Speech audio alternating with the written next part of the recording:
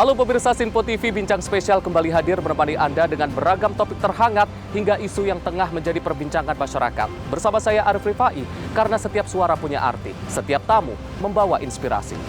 Pemirsa, ada yang berbeda di episode kali ini. Kalau biasanya kita berbincang di studio Sinpo TV, kali ini saya yang akan langsung menemui narasumber spesial kita. Tapi sebelum saya perkenalkan siapa narasumber spesial kita hari ini, kita lihat dulu tayangan berikut ini.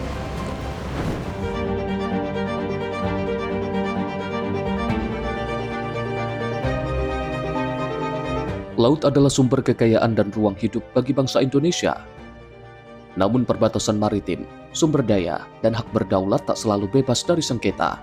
Di tengah kompleksitas ini, hukum laut internasional hadir untuk menjaga tata tertib dan keadilan di perairan dunia. International Tribunal for the Law of the Sea atau ITLOS menjadi arena penting penyelesaian hukum antar negara. Lembaga ini memainkan peran kunci dalam menegakkan aturan dan menjaga ketertiban di perairan internasional. Namun seberapa efektif ITLOS menyelesaikan konflik maritim dan bagaimana Indonesia memanfaatkan kesempatan tersebut untuk memperkuat posisi strategis di forum global? Selengkapnya di Bincang Spesial. Pemirsa, laut menyatukan lebih dari 17.000 pulau di Indonesia. Tapi lebih dari itu, laut merupakan batas kedaulatan yang harus dijaga, dijelaskan, dan juga dipertahankan. Di balik batas-batas laut yang terlihat di peta, ini tersimpan dinamika hukum, diplomasi, hingga strategi nasional yang tidak sesederhana itu. Lalu bagaimana kalau kita berbicara terkait dengan hukum laut internasional? Bagaimana hukum laut internasional ini menjaga ataupun mengatur batas laut dan juga kekayaan maritim Indonesia, hingga bagaimana peradilan laut internasional ini berperan sebagai arena hukum antar negara, dan siapa sosok di balik negosiator Indonesia yang memperjuangkan ataupun menjaga batas-batas laut Indonesia di meja diplomasi dunia. Hari ini saya sudah bersama dengan narasumber spesial kita, seorang diplomat, negosiator, akademisi, dan juga calon hakim di peradilan ataupun lembaga peradilan hukum laut internasional, Profesor Edi Pratomo. Apa kabar, Prof? Baik, terima kasih Arif. Sehat? Sehat, Prof. Tetap segar, semangat. Alhamdulillah. Ini spesial di episode kali ini. Kalau biasanya kita berbincang di studio Sinpo TV, kali ini kita langsung datang ke tempat Profesor. Terima kasih sudah menyambut tim Sinpo TV di sela-sela kesibukan Profesor. Dan saya juga ingin mengucapkan selamat terlebih dahulu. Ini Profesor merupakan calon dari Indonesia untuk menjadi hakim di peradilan lembaga peradilan hukum laut internasional atau ITLOS. Dan kita nanti akan membahas itu, tapi sebelum itu kita akan membahas terlebih dahulu, Prof, terkait dengan hukum laut internasional. Kita tahu Indonesia ini merupakan negara kepulauan terbesar di dunia. Namun sayangnya tidak banyak yang tahu bahwasanya setiap jengkal dari laut kita ini ada hukum laut internasional yang mengaturnya. Dan ini kan negara-negara internasional banyak ini mengakui satu dasar hukum internasional yang lazim disebut sebagai UNCLOS 1982 atau yang juga disebut sebagai Konvensi PBB tentang hukum laut. Profesor mungkin bisa dijelaskan terlebih dahulu terkait dengan UNCLOS 1982 ini, sejarah terbentuknya dan juga prinsip-prinsip ataupun aspek-aspek yang diatur di dalam UNCLOS ini, Prof. Baik, Arif, terima kasih atas kesempatan ini. Suatu kehormatan buat saya untuk bisa mengobrol tentang laut dan hukum laut internasional. Benar tadi dikatakan ada konvensi hukum laut internasional atau UNCLOS, UN Conventions on the Law of the Sea, itu disahkan di Jamaika tahun 1982. Itu merupakan proses panjang, hampir lebih 40 tahun ya. Dari konferensi di Jenewa tahun 50-an, kemudian konferensi di Jenewa lagi 60-an, dan akhirnya beberapa konferensi itu dilakukan di beberapa tempat termasuk di New York. Yang terakhir disahkan konvensi ini di Jamaika, di Montego Bay, Jamaika. Nah, mengapa konvensi ini penting? Karena ini menjadi konstitusi daripada lautan. Ocean Constitutions, kayak undang-undang dasarnya Indonesia, ini undang-undang dasar bagaimana mengatur rezim di laut bagi semua negara. Dan konvensi ini disepakati dan berlaku ya beberapa negara sudah ratifikasi. Indonesia ratifikasi tahun 85 dengan Undang-Undang Nomor 17, dan ada sekarang ini 176 anggota atau state parties terhadap UNCLOS. Yang menarik dari konvensi ini adalah bahwa orang Indonesia yang turut serta dalam perundingan menyusun beberapa ketentuan di dalam konvensi hukum laut tadi adalah Profesor Mokhtar Kusumatmaja dan Profesor Hasyim Jalal. Ketika itu dasarnya posisi Indonesia adalah berdasarkan Deklarasi Juanda tahun 59, 13 Desember, yang mengatakan bahwa laut teritorial yang 3 nautical mile dari base point ditarik ke laut itu merupakan tinggalan zaman Belanda. Indonesia ini kan negara kepulauan, banyak disebut Arif tadi 17.000 lebih, ya, paling besar di dunia. Dan dengan adanya garis laut teritorial yang 3 mile saja dari garis pantai, dari base point, maka perairan Indonesia itu terpecah-pecah, sehingga tidak nyambung antara laut yang satu, antara pulau satu dan pulau yang lain. Di antara pulau-pulau Indonesia yang banyak tadi itu ada laut bebas akhirnya. Freedom of navigation, bagi semua kapal asing boleh masuk. Jadi ketika belum Deklarasi Juanda tahun 59, itu beberapa kapal-kapal perang itu bisa memasuki Laut Jawa dengan mudah. Karena itu bukan perairan pedalaman Indonesia. Tapi sejak kita Deklarasi Juanda mengatakan bahwa kita sudah waktunya untuk memiliki 12 nautical mile untuk laut teritorial, maka kita mencoba di dalam konferensi itu kita sampaikan. Kita menamakan diri sebagai negara kepulauan yang memiliki garis pangkal kepulauan sendiri, dan garis pangkal ini ditarik garis yang menghubungkan pulau-pulau terluar. Dari garis pangkal kepulauan ini kemudian semua wilayah laut Indonesia itu dipayungi, dirangkai oleh satu garis pangkal kepulauan yang membuat Indonesia menjadi nyatu.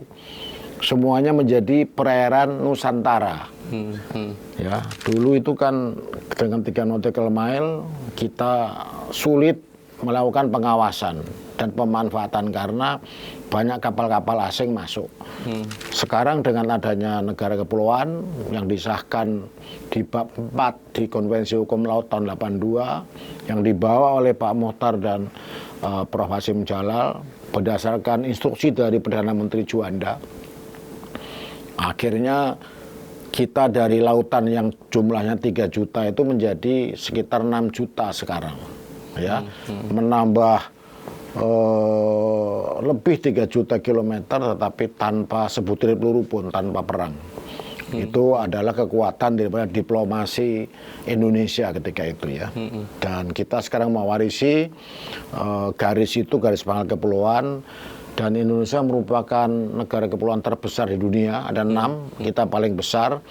Dan cara narik garis batas laut Indonesia dengan negara tetangga nggak beda, karena kita pulau-pulau terluar tadi dihubungkan dengan garis, ya, yang kemudian menutupi semua pulau di Indonesia.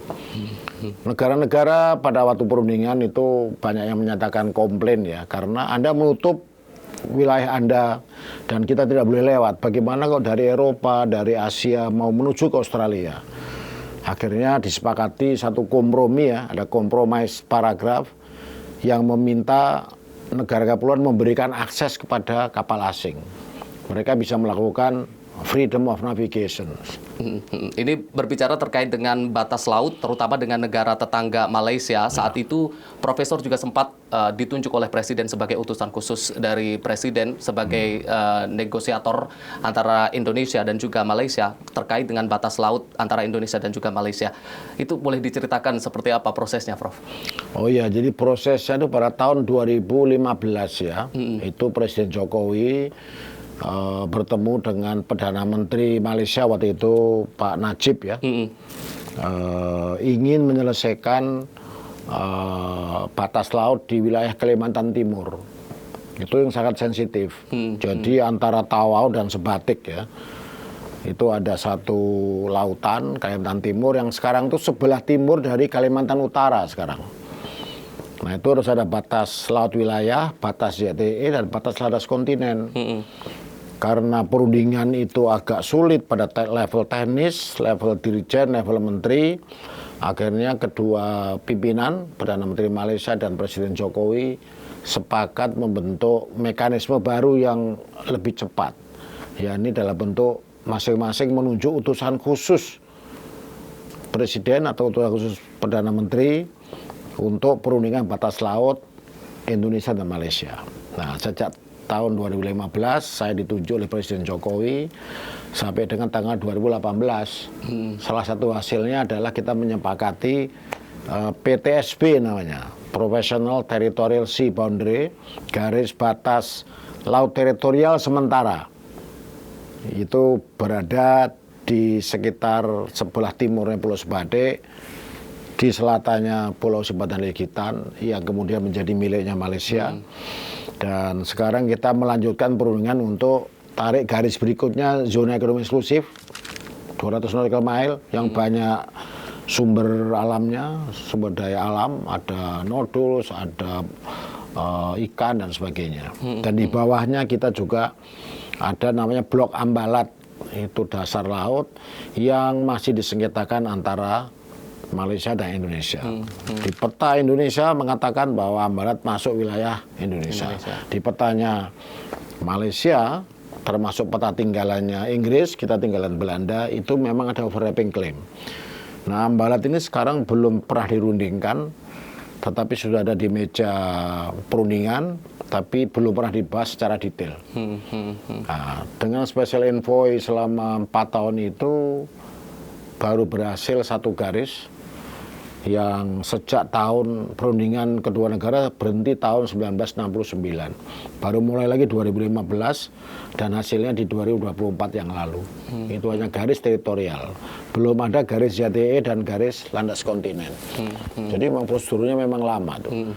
Malaysia memiliki cara narik, metodenya adalah straight baseline, garis lurus. Kita memiliki cara nariknya dengan archipelagic baseline yang nyambung-nyambung ke pulau-pulau terluar tadi. Jadi itu menurut pihak tetangga kita nggak adil katanya. Tetapi ini kan bagian daripada konvensi. Kita melaksanakan konvensi secara konsekuen. Bahwa tidak sama karena dia negara non kepulauan. Jadi memang kalau kita berunding dengan Filipina itu lebih mudah dibanding dengan Malaysia. Karena Filipina memiliki rezim penarikan garis yang sama modelnya. Dia narik dari titik terluar, dari pulau-pulau terluar yang disambung-sambung itu. Itu amanatnya adalah pasal 15 daripada Konvensi Hukum Laut. Menarik dari garis-garis titik-titik kepulauan. Tapi dengan Vietnam, dengan Malaysia, dengan Brunei, dengan Singapura beda. Mereka straight baseline, kita archipelagic baseline. Tapi alhamdulillah dengan Vietnam kita selesai garis ZTE dan selesai juga garis landas kontinen. Dengan Filipina sekarang tinggal landas kontinen. ZTE-nya sudah selesai. Malaysia landas kontinen 69 sampai sekarang belum punya garis ZTE. Betapa sulitnya tuh puluhan tahun. Artinya ada banyak dinamika terkait dengan batas laut, terutama antara Indonesia, karena Indonesia kan berbatasan langsung dengan beberapa negara 10 seperti negara tetangga. Sekarang tambah satu lagi Timur Leste. Timur Leste juga. Bahkan kita 11. juga sempat ada dinamika dengan Laut Cina Selatan yang juga itu berpengaruh dengan terkait dengan zona ekonomi eksklusif kita. Profesor, ini kalau kita berbicara lagi terkait dengan UN Clause tadi, sebenarnya bagian mana dari UN Clause atau konvensi PBB terkait dengan hukum laut ini yang cukup relevan bagi Indonesia tapi cukup sulit juga diterapkan di Indonesia ini, Prof? Saya kira hampir semua artikel yang ada di UNCLOS atau Konvensi Hukum Laut itu kan ada travaux preparatoire, ada verbatim record. Kalau DPR membuat undang-undang sama pemerintah itu ada rekamannya kan. Kenapa undang-undang cipta kerja itu menjadi seperti ini? Kenapa di judicial review di MK? Waktu membuat dulu gimana di DPR? Nah, waktu membuat hukum laut di Jamaika itu juga banyak perdebatan. Perdebatan tentang cara penarikan garis. Perdebatan tentang bagaimana negara tetangga share profit sharing terhadap kekayaan ikan. Bagaimana negara-negara yang tidak punya laut, masa nggak pernah makan ikan? Kasihan dong, ini kan milik dari Tuhan Yang Maha Kuasa, yang lainnya kok nggak dapat. Jadi ada aturan-aturan main di pasal-pasal yang memang seadil mungkin membagi kekayaan laut ini untuk semua negara, baik negara besar, negara kecil, baik negara yang punya laut maupun tidak. Ada negara landlocked countries, itu nggak ada lautnya tuh, tetangganya tuh darat semua, susah makan ikannya kan, dan nggak bisa jualan ikan gitu. Jadi laut itu menjadi satu pemersatu, juga bisa pemecah bangsa apabila tidak ditangani secara baik.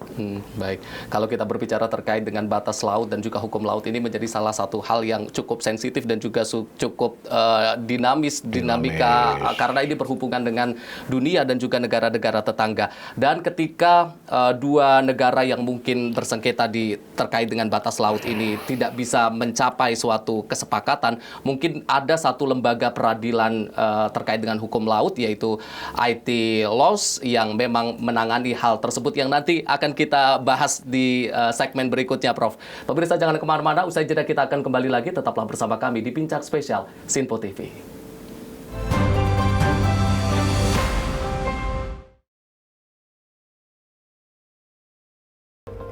Om Swastiastu Semoton, bagi Anda yang berada di Bali, khususnya di Bukit Bakung, kini Anda dapat menikmati siaran Sinpo TV di channel digital 30 UHF. Segera scan ulang televisi digital atau set-top box Anda untuk memastikan tidak melewati program-program terbaik di Sinpo TV. Sinpo TV, referensi berita politik masa kini.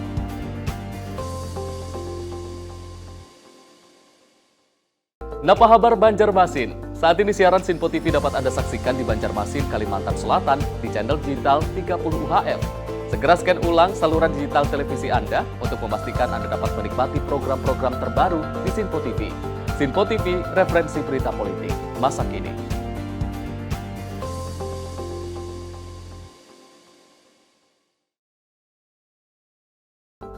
Sampurasun Jawa Barat. Saat ini siaran Sinpo TV telah hadir di Cirebon, Jawa Barat di channel digital 29 UHF. Segera scan ulang saluran digital televisi Anda untuk memastikan Sinpo TV tetap selalu ada di layar kaca Anda. Sinpo TV, referensi berita politik masa kini.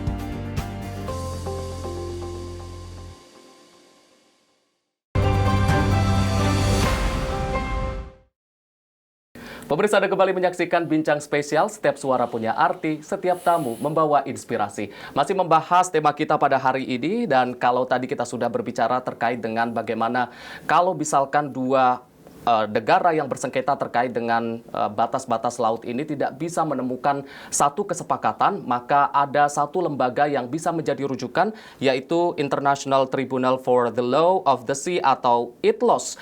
Seberapa penting peran ITLOS ini dalam menyelesaikan sengketa terkait dengan batas-batas laut, dan bagaimana peran Indonesia atau bagaimana Indonesia yang mencoba memiliki peran lebih di ITLOS ini? Kita akan bahas kembali bersama dengan narasumber spesial kita, Profesor Edi Pratomo. Profesor, kalau kita berbicara terkait ITLOS ini tadi, Prof, seberapa penting peran ITLOS ini dalam penyelesaian permasalahan yang berkaitan dengan sengketa laut, baik di Indonesia ataupun negara-negara di dunia, Prof? Baik, jadi Mas Arief, ITLOS itu adalah lembaga tertinggi Badan Peradilan Hukum Laut Internasional yang tertinggi. Kita sering terkecoh dengan peran daripada ICJ, International Court of Justice, Mahkamah Internasional. Mahkamah Internasional menangani perkara-perkara tentang hukum internasional publik, ya, dan masalah-masalah hukum internasional yang umum. Kalau yang spesifik laut itu adalah di ITLOS. Jadi sengketa perbatasan, sengketa laut tentang penangkapan kapal, tentang perebutan sumber daya alam, ikan misalnya, perebutan oil and gas, kemudian environmental degradation di laut, ada plastik, ada sampah. Bagaimana caranya kita mengelola laut dengan baik, hasilnya dibagi oleh beberapa negara tetangga dan negara investor, itu kan harus ada aturan mainnya. ITLOS punya peran baik dalam menyelesaikan sengketa-sengketa tentang batas wilayah laut. Masing-masing negara punya sejarah ya. Nordik, Norway dulu pernah punya Anglo Fisheries Case tahun 50-an di Mahkamah Internasional. ITLOS belum berdiri dulu. Banyak masalah-masalah hukum laut itu dulu dibawa ke Mahkamah Internasional di Belanda. Tapi sekarang kita memiliki ITLOS sejak tahun 1982. Sampai sekarang ITLOS sudah hampir 40 kasus sengketa laut antar negara, baik itu environment maupun masalah-masalah tentang kapal, pelayaran, dan tentang sengketa batasnya. Nah, ITLOS sudah memiliki beberapa jurisprudence, keputusan-keputusan yang bisa diambil oleh negara-negara lain yang memiliki kasus hukum tentang batas laut yang mirip. Ya, kita kan punya 11 negara tetangga sekarang ya, pasti tidak semuanya smooth. Perundingannya lama, kemudian setelah dirundingkan tuh kita memiliki titik koordinat batas laut, dan kalau masih ada sengketa biasanya kita bawa ke ITLOS. Tapi kalau mau konsiliasi, mediasi, dan arbitrase itu bisa dibawa sengketa ini ke PCA di Belanda, Permanent Court of Arbitration, yang kita pernah ngikuti bersama-sama kasusnya Filipina yang memperkarakan Cina. Cina mengklaim di wilayah ZTE-nya Filipina itu milik Cina. Filipina bilang ini ZTE saya gitu. Nah, kalau PCA itu bagaimana menerjemahkan dan menginterpretasi pasal-pasal dalam UNCLOS. Tidak memutuskan, advisory legal opinion lah. Kalau ITLOS memutuskan kasus. Tapi karena sekarang ini ada isu climate change dan laut, perubahan iklim ini bisa mempengaruhi kenaikan air laut. Climate change and sea level rise. Ya.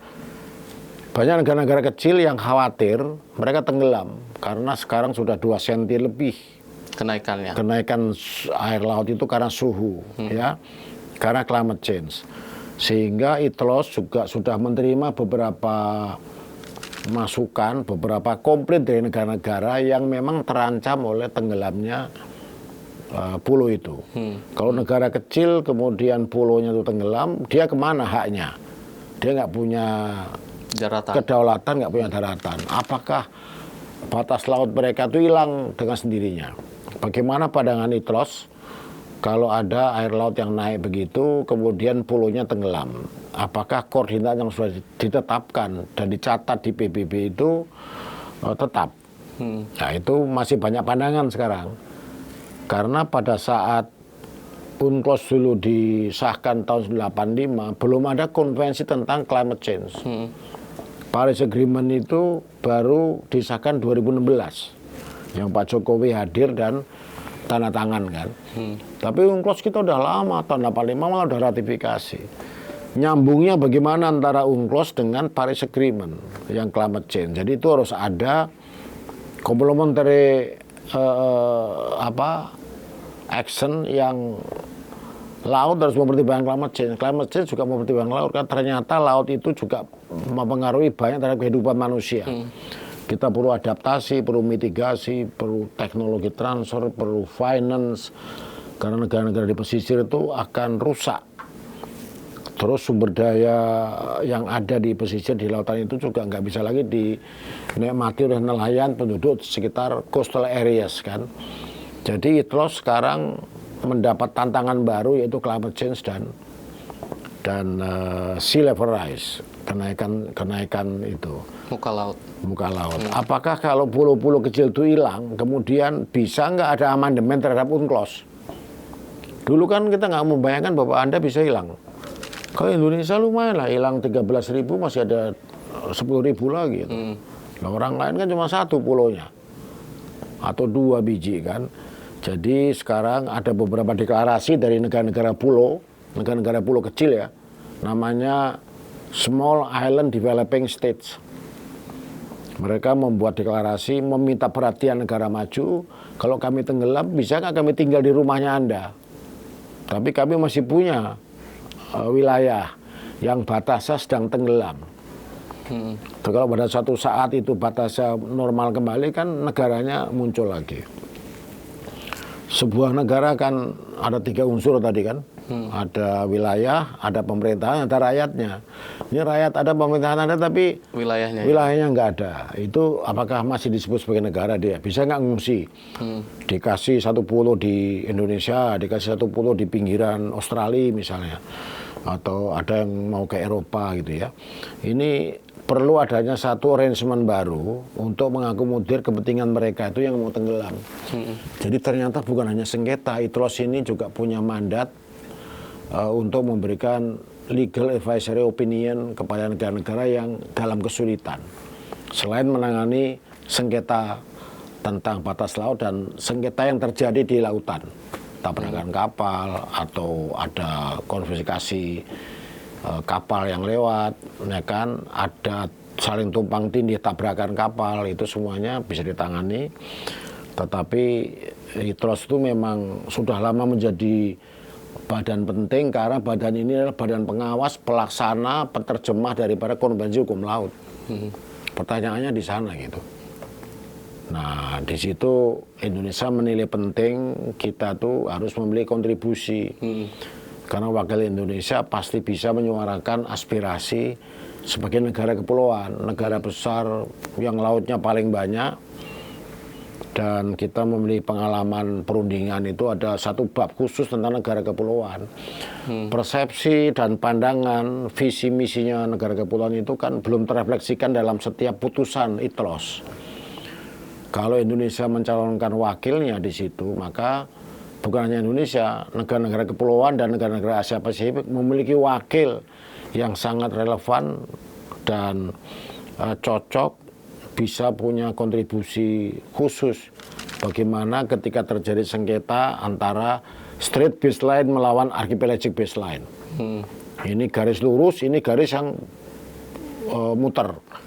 Itu bagaimana penyelesaiannya. Tentu hakim yang berasal dari negara kepulauan dan negara Asia Pasifik yang memiliki banyak kelemahan tadi karena bisa tenggelam, Indonesia wakilnya bisa memberikan masukan-masukan yang mungkin selama ini belum pernah terdengar.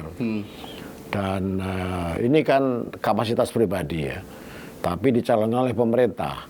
Begitu selesai pencalonan dan terpilih, seandainya terpilih, itu orang Indonesia ini dia mewakili dirinya sendiri, mewakili kepakarannya, bukan mewakili pemerintah Indonesia dan negara Asia Pasifik. Tapi namanya kita asal dari Indonesia dan dari wilayah Asia Pasifik, kita pasti memperhatikan juga negara-negara yang pernah mendukung kita sehingga kita terpilih. Jadi government led candidature, tetapi they are atau he is acting as personal capacity dan kepakarannya. Ini juga sekaligus informasi kepada pemirsa dan juga mungkin masyarakat Indonesia bahwasanya Profesor Edi ini dicalonkan oleh pemerintah Indonesia sebagai salah satu hakim di ITLOS dan tentunya kita mendukung. Tapi sebelum saya bertanya terkait dengan visi Profesor di ITLOS, saya ingin menanyakan terkait satu fakta ini, Prof, bahwasannya dari awal ITLOS dibentuk tahun 1982 sampai hari ini belum ada satu orang Indonesia yang menjadi hakim di ITLOS. Padahal kalau kita melihat dari tadi fakta-fakta yang menyebutkan bahwasanya Indonesia merupakan negara kepulauan terbesar di dunia dengan negara yang memiliki salah satu negara yang memiliki garis pantai terpanjang di dunia. Bahkan kita juga seringkali memiliki konflik ataupun sengketa terkait dengan batas laut ini. Tapi ada satu fakta bahwasanya belum ada orang Indonesia yang menduduki jabatan sebagai hakim di ITLOS. Dari pandangan Profesor seperti apa terkait fakta ini? Saya pribadi ya tentu mengakui ya bahwa pemerintah Indonesia di bawah pimpinan Presiden Prabowo dan Gibran ini ya, dan Menlu Sugiono itu memiliki komitmen yang luar biasa. Saya sendiri nggak pernah terpikir ya, saya menangani hukum laut, saya juru runding, saya ngajar hukum laut, nggak pernah terbayang. Not even nggak pernah mimpi ya, ini pemerintah memiliki satu visi baru, ya, bagian daripada 8 Astacita itu ya, mencalonkan 2 orang Indonesia untuk duduk di badan-badan peradilan internasional. Yang satu itu untuk International Law Commission dan yang satu untuk di ITLOS. Jadi kita ingin dalam dunia global ini Indonesia ingin punya peran dengan duduk di beberapa badan peradilan internasional, sehingga international law menjadi salah satu guidance bagi hubungan antar negara. Hukum internasional merupakan bagian komponen yang paling strategis dan vital dalam kerangka mendasari legal basis dari setiap hubungan, baik bilateral, regional maupun multilateral. Kita harus duduk di beberapa badan. Kita pernah punya orang-orang seperti Bu Sri Mulyani, Bu Mari Pangestu di IMF. Sekarang kita nggak punya lagi. Dan ini keputusan yang luar biasa. Dan tentu kami sebagai calon, saya sebagai calon, saya akan berusaha keras bagaimana bisa melaksanakan tugas yang tidak mudah ya. Indonesia belum pernah punya hakim di badan yang sangat bergengsi ini. Dan hukum laut kita terlibat sejak awal, dari mulai Konvensi Jenewa 58, 60, 62 sampai 82. Terus ada badan yang tugasnya melaksanakan, mengawasi pelaksanaan daripada UNCLOS, daripada konvensi hukum laut yang merupakan konstitusi lautan. Indonesia baby ini turut membuat lah, turut mendraft, turut mengawal gitu. Sudah sampai punya badan, sudah punya pengawas, melaksanakannya bagaimana di beberapa negara. Indonesia nggak ada. Itu udah merasa now is the time. Sekarang waktunya telah tiba Indonesia untuk berpartisipasi. Dan saya tidak tahu kemudian calonnya ya pas saya ditunjuk. Saya pernah menjadi diplomat, saya pernah menjadi dirjen urusan hukum laut, hukum internasional, dan sekarang guru besar hukum internasional, hukum laut di kampus Universitas Pancasila di Universitas Diponegoro. Dan kemudian saya pernah juga utusan khusus presiden khusus untuk perundingan batas laut. Jadi mungkin itu yang memberikan pertimbangan ya bagi pemerintah untuk memutuskan mencalonkan.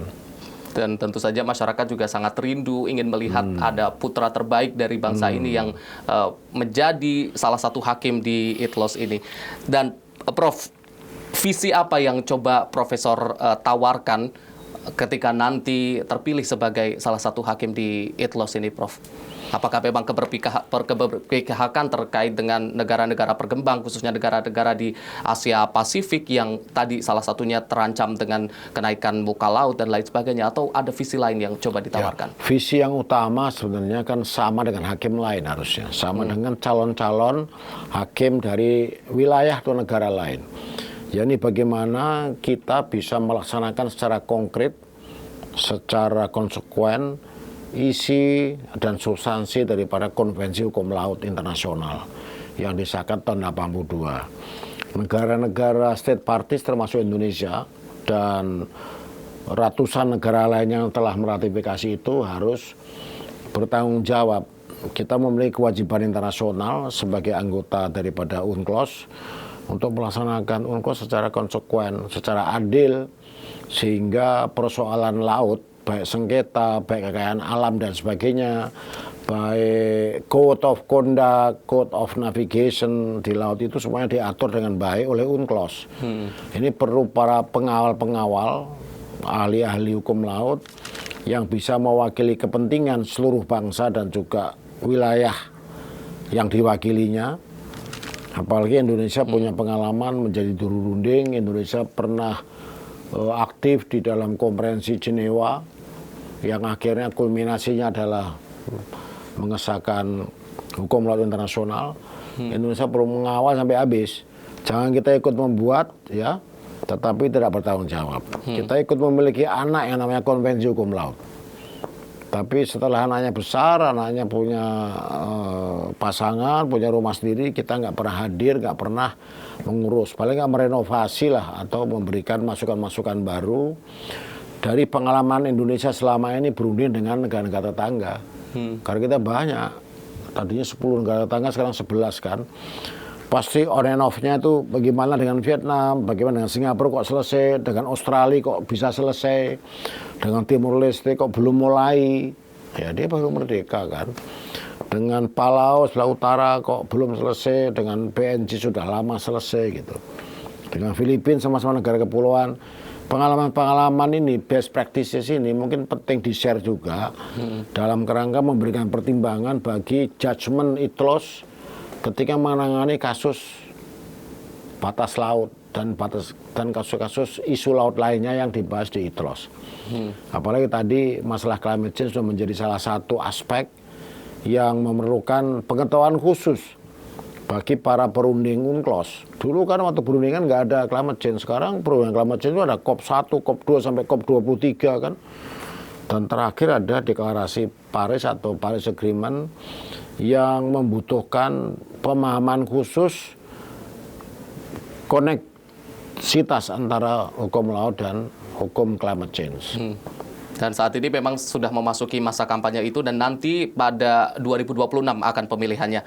Kita semua tentunya sebagai masyarakat Indonesia mendukung dengan sepenuhnya dan juga bisa membantu doa agar bisa melihat ada putra, ada anak bangsa Indonesia yang menjadi salah satu hakim di ITLOS. Prof, kita nanti akan lanjutkan lagi perbincangan kita, Prof, terkait dengan background dari seorang Profesor Edi ini. Kalau kita melihat atau kita berbicara terkait dengan profesor, ini kan seorang calon hakim internasional, kemudian diplomat, negosiator, tapi kita tidak tahu bagaimana sisi lain dari sosok seorang Profesor Edi. Nanti kita akan bahas lebih lanjut. Jangan kemana-mana, tetap bersama kami di Bincang Spesial Sinpo TV.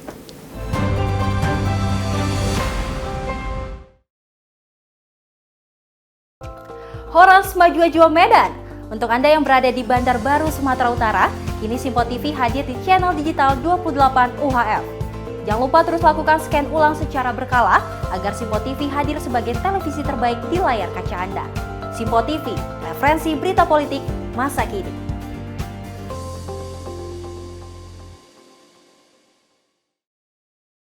Apa Kareba Makassar? Kini siaran Sinpo TV telah hadir di kota Anda, Makassar, Sulawesi Selatan. Tentunya di channel digital 28 UHF. Dan pemirsa jangan lupa untuk terus melakukan scan ulang secara berkala agar tak ketinggalan dengan berbagai informasi dan tentunya program menarik di Sinpo TV. Sinpo TV, referensi berita politik masa kini. Via kabaran Des Jawa Tengah, bagi Anda yang berada di Gombel, Jawa Tengah, siaran Sinpo TV kini telah hadir di channel digital 30 UHF. Segera scan ulang televisi digital Anda agar Anda bisa menikmati berbagai program menarik dari Sinpo TV. Sinpo TV, referensi berita politik masa kini.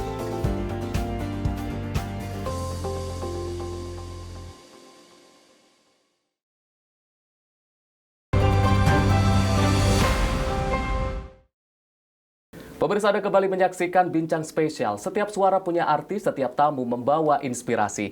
Tadi saya sempat menyatakan bahwasanya kalau kita berbicara soal Profesor Edi, ini dengan begitu banyak backgroundnya, kita kenal beliau sebagai seorang diplomat, kemudian negosiator, calon hakim di Lembaga Peradilan Internasional terkait dengan hukum laut. Tapi kita pengen melihat bagaimana sosok Profesor Edi dari sisi yang lain, Prof.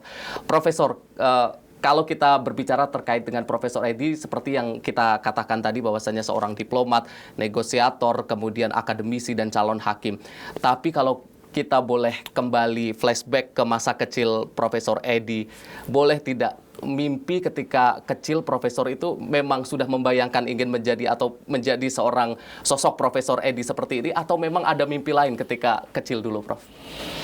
Ya, Mas Arief, sebenarnya kalau sejarah perjuangan ya, itu hampir sama dengan orang lain ya, orang biasa, orang umum lah. Dulunya ya nobody ya, bahwa kalau sekarang somebody itu mungkin karena banyak usaha, bekerja keras, dan saya sebenarnya menulis buku ya. Judulnya itu Diplomat Kesasar ya. Di situ saya mencoba, saya refleksikan beberapa pengalaman yang ini bisa memberikan motivasi lah, meskipun kecil ya, sumbangsih bagi saya untuk generasi muda ya, bahwa yang nggak mimpi pun itu bisa kejadian gitu. Kalau saya ditanya masa kecil, mimpi saya itu memang jadi hakim dulu. Oh, memang sudah jadi hakim, sudah ada gambaran ingin jadi hakim. Gambaran. Jadi karena fakultas hukum ya, pengennya jadi hakim, nggak ngerti bahwa fakultas hukum itu bisa jadi macam-macam. Nah, perjalanannya ya tergantung dari yang persis kayak air mengalir ya. Perjalanannya tiba-tiba mandek di rest area atau apa gitu, ada kesempatan ini. Awalnya saya juga tidak pernah mimpi jadi diplomat gitu ya, karena saya melamarnya tuh di Kementerian Perdagangan dulu, dan di Kementerian Luar Negeri, dan di Bank Indonesia. Saya diterima di Bank Indonesia dan di Kementerian Luar Negeri. Saya pengennya di perdagangan, karena saya dulu memang sudah mulai belajar bisnis ya. Kalau sekarang startup gitu, tapi ternyata teman saya yang diterima di perdagangan itu ya sampai pensiun dia ya nggak jadi apa-apa gitu. Pas saya di Kemlu saya jadi diplomat, jadi duta besar, jadi dirjen, jadi utusan khusus presiden. Dan setelah pensiun dari duta besar di Jerman itu saya mencoba untuk mengamalkan ilmu ya, karena ilmu di kampus beda dengan praktisi kan. Cocok memang kalau diplomat itu ke depan ya, diplomat itu paling cocok. Memang kalau jadi pengusaha semua orang cocok ya, tapi kalau dari dosen itu juga sesuatu wilayah yang paling pas. Pengalamannya banyak, dia pandai bicara, pandai membuat pidato, pandai mengambil kesempatan, kemudian bisa negosiasi, bisa membuat draft-draft perjanjian, kontrak-kontrak internasional, pengalamannya di berbagai negara berbeda-beda.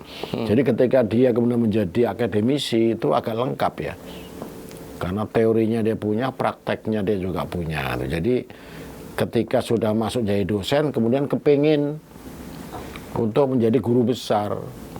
Alhamdulillah sudah doktor ketika di akademisi itu. Jadi guru besar itu kan memerlukan satu talenta khusus, persiapan khusus ya. Punya buku ajar, punya artikel-artikel yang internasional, dan punya tacit knowledge. Ada kemampuan ilmu pengetahuan yang tidak banyak orang punya. Nah, hukum laut, khususnya perundingan hukum laut itu tidak banyak punya. Saya kebetulan utusan khusus presiden yang pertama ya. Yang pertama, nah sekarang nggak ada lagi gitu. Kalau dirjen hukum internasional tuh banyak, sudah berganti berapa kali gitu. Saya yang pertama dulu. Jadi sejarah itu memang kita buat sendiri ya, tentu dengan seizin dan dengan doa orang tua, doa keluarga, dan juga karena Tuhan yang Maha Kuasa selalu kan kita menyatakan Maha Adil, Maha Besar. Semuanya menjadi mungkin apabila kita bekerja keras, dan kerja keras itu suatu saat adalah satu investasi yang pasti berguna bagi banyak orang, termasuk dirinya sendiri. Jadi sebenarnya orang biasa-biasa aja Mas, hanya mungkin banyak makan minum pil pahit, sampai sekarang minum masih pahit terus. Dan kalau saya sempat melihat bagaimana rangkuman dari buku yang ditulis oleh Profesor Edi terkait dengan diplomat kesasar, ini kan secara gambaran umum menceritakan bagaimana perjalanan-perjalanan dari Profesor Edi. Tapi saya tertarik sebenarnya dari makna buku diplomat kesasar. Kenapa menggunakan kata kesasar ini, Prof?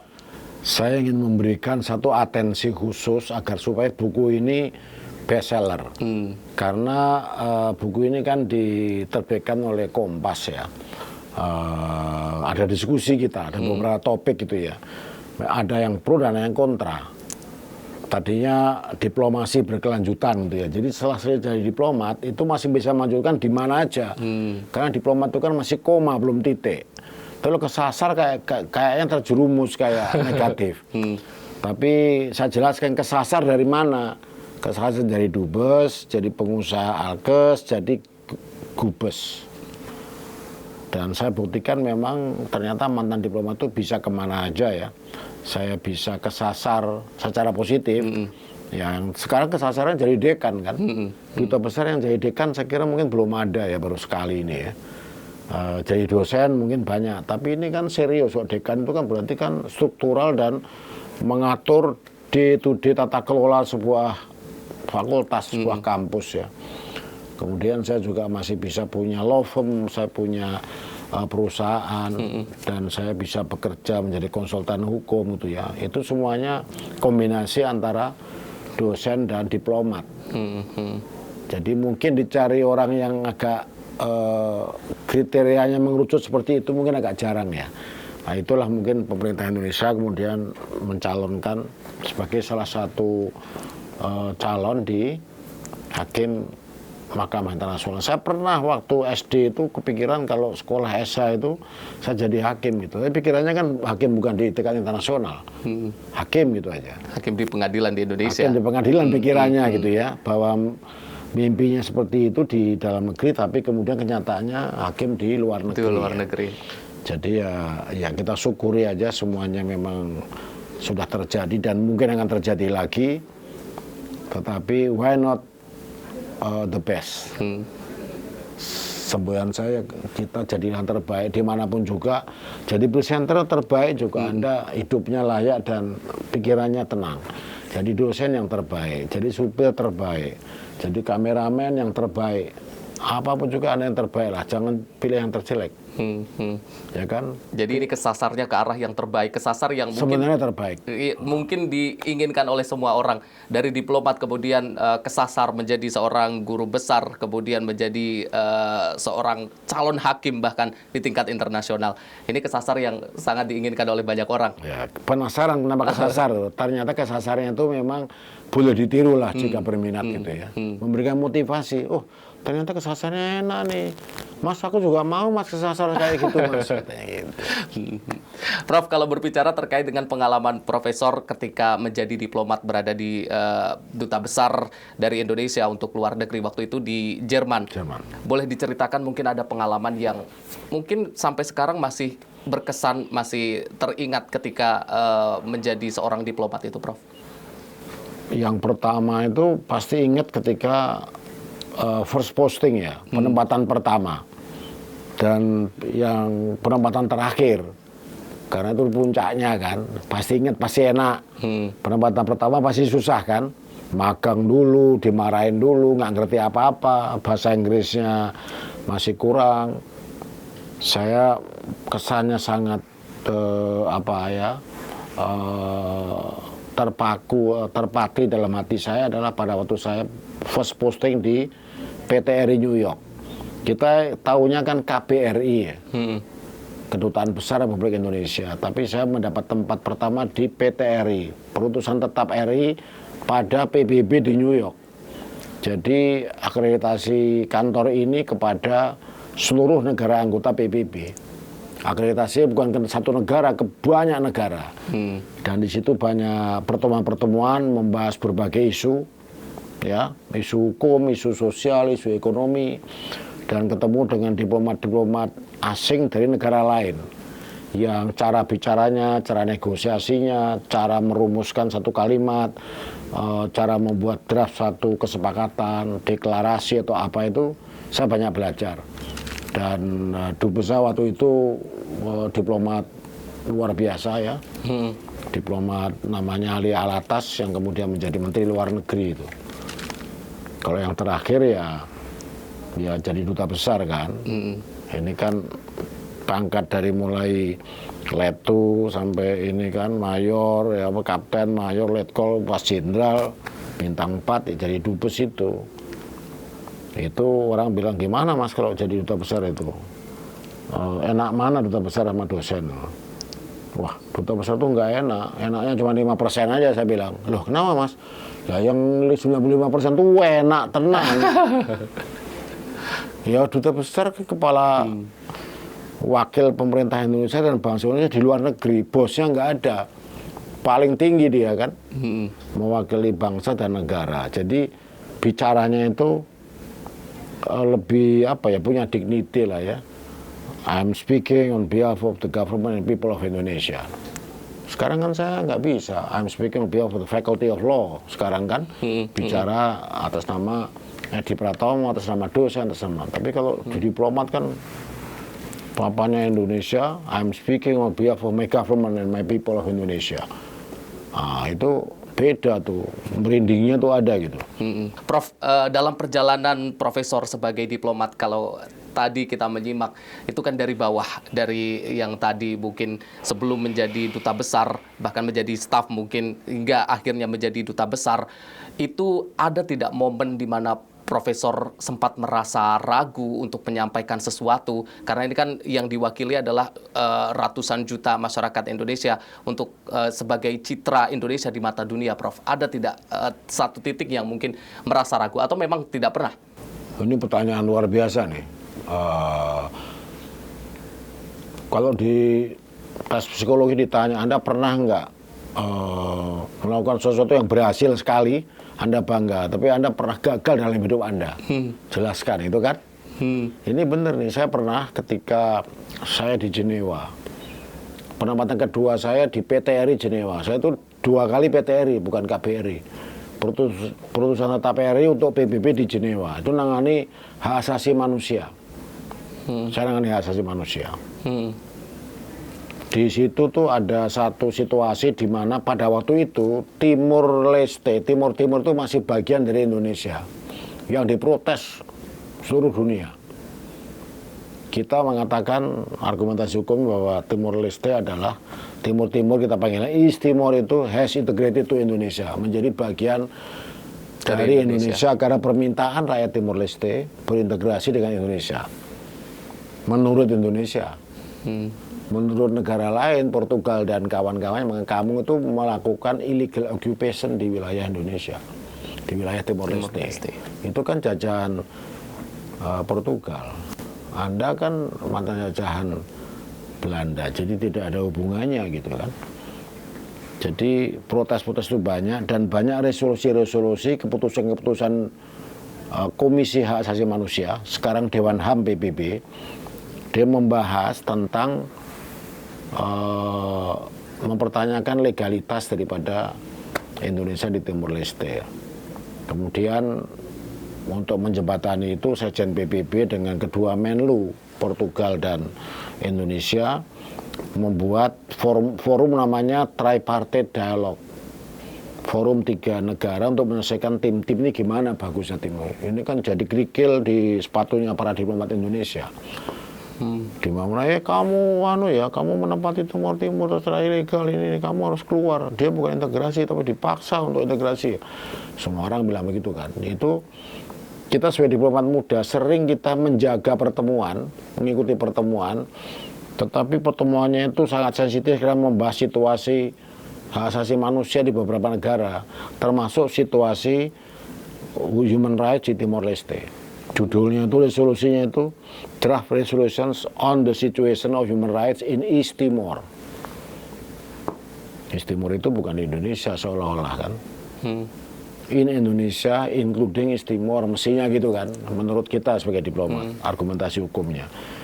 Nah, kalau ada resolusi gitu kan semuanya itu mengecam, mengkondem Indonesia. Ya kan, banyak orang hilang, banyak orang yang meninggal tanpa proses pengadilan, extrajudicial killing, without due process of law gitu kan. Kita diplomat harus menjawab, right or wrong is your country kan. Indonesia nggak pernah melakukan itu, Indonesia membantah terus kita kan.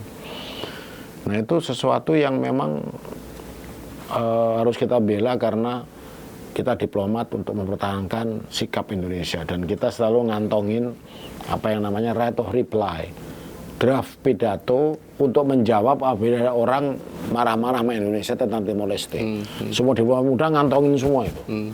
Sekarang pun di New York itu diplomat muda ngantongin pidato tentang kalau Vanuatu atau negara Pasifik itu bicara tentang perlunya kemerdekaan bagi Papua. Masih ada itu.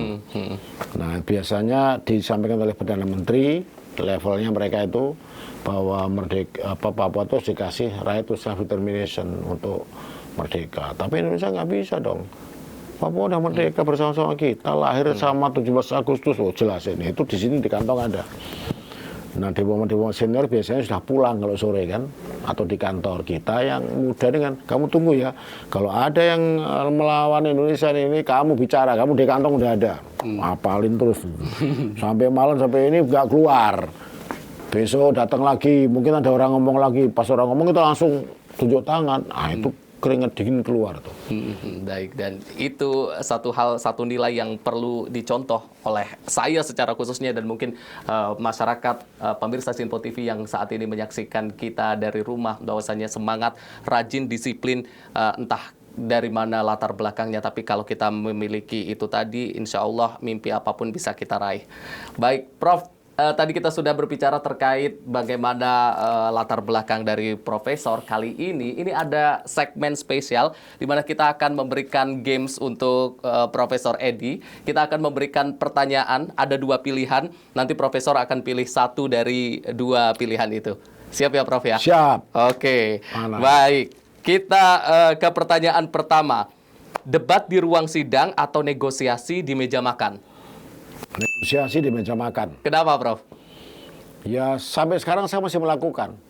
Dan ternyata hasilnya banyak yang positif, banyak yang mendatangkan keuntungan, minimal silaturahmi nambah, networking nambah. Oke, networking dan juga silaturahmi. Ya. Menjadi hakim atau duta besar lagi? Dua-duanya mau lagi. Dua-duanya mau lagi. Kalau pilih salah satu? Kalau pilih salah satu, mendingan jadi duta besar. Duta besar, kenapa ini? Ya 5% tadi nggak enak. 5% nggak enak, 95% enak. Nggak enak. Nah. Oke. Sidang internasional atau kuliah umum di kampus? Sekarang saya dua-duanya, Dua-duanya. tapi lebih suka kuliah umum di kampus. Kenapa ini? Karena yang mendengarkan tuh adik-adik generasi muda calon pengganti saya semua. Berbicara di depan para calon-calon penerus. Calon-calon. Dan kita awet muda gitu ya. Karena semuanya di depan muda semua. Produsen alat kesehatan atau berbisnis barang rongsokan? Dua-duanya bagus. Dua-duanya bagus. Kalau pilih salah satu? Bisnis alat kesehatan dong. Oh, Keren. Itu pernah dilakukan juga ya? Pernah. Oke. Masih dilakukan. Oke. Terakhir, Jakarta atau Kendal? Kendal selalu memori ya. Karena banyak cinta ditolak dulu. Ada memori-memori tentang percintaan di Kendal ternyata ya? Pastilah. Jadi Kendal? Kendal. Oke, terima kasih Profesor sudah berbagi pengalaman, berbagi nilai-nilai untuk kita semua. Ini luar biasa dan tentunya kita dari Sinpo TV dan juga masyarakat, pemirsa semuanya ini selalu mendoakan. Kita hanya bisa membantu doa terkait dengan terpilihnya Profesor sebagai salah satu hakim pertama dari Indonesia di ITLOS. Dan kita berharap kita bisa memiliki perwakilan hakim pertama di ITLOS. Sekali lagi terima kasih Profesor atas waktunya, atas pelajaran hidupnya dan juga semangatnya yang mudah-mudahan ini juga bisa ditiru oleh saya sendiri secara pribadi dan juga pemirsa semuanya. Terima kasih juga untuk pemirsa Sinpo TV yang sudah menyaksikan dari awal hingga akhir. Saya Arif Rifai, sampai jumpa lagi di bincang spesial berikutnya.